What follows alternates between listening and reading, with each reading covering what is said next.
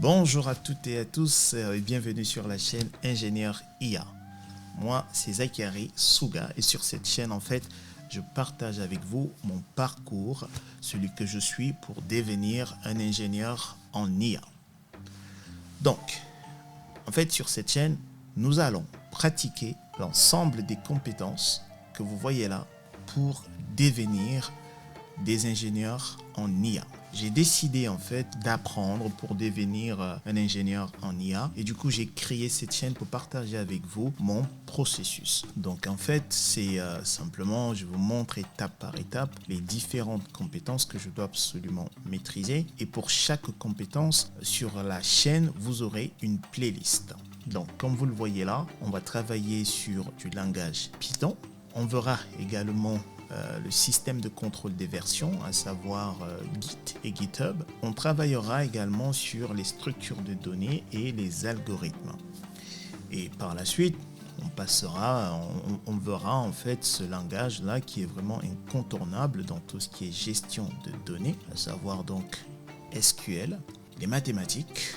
On verra les mathématiques, les probabilités, les statistiques, l'algèbre linéaire. Les mathématiques, en fait, dans le domaine des l'IA, sont incontournables. Par la suite, en fait, étant donné que l'IA, c'est tout ce qui est, en fait, traitement de données, on verra comment préparer et visualiser des données avec des outils tels que Panda, mais également NumPy. La visualisation se fera principalement avec du Matplotlib. On utilisera également du Seaborn. Et par la suite, une fois qu'on aura terminé cela, on va voir des outils pour du machine learning. On va utiliser principalement du scikit-learn. Et pour ce qui concerne en fait du deep learning, on utilisera principalement du PyTorch, un tout petit peu du TensorFlow. Le but de tout ceci en fait, c'est de permettre aux utilisateurs d'interagir avec des modèles que je vais mettre en place. Du coup, j'utiliserai ces frameworks en fait pour mettre à disposition les différents modèles que je serai amené à développer. Comme ça, vous pourrez interagir avec ces modèles-là. Donc, on verra du Streamlit, Flask et du Django. Par la suite, on verra Docker.